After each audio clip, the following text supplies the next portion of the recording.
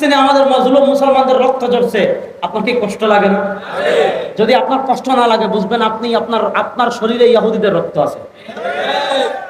আচ্ছা, ফিলিস্তিনের শিশুদের রক্ত ঝরছে,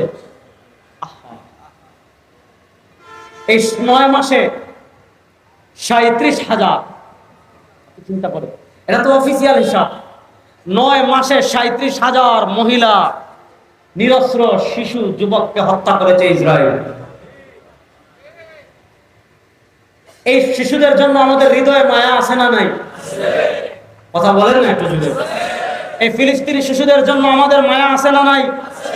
প্রথম একটা জিনিস ভালো করে বুঝেন, পৃথিবীতে ইসরায়েল নামক কোন রাষ্ট্র ছিল না, এটা অবৈধ রাষ্ট্র। বলেন কি রাষ্ট্র?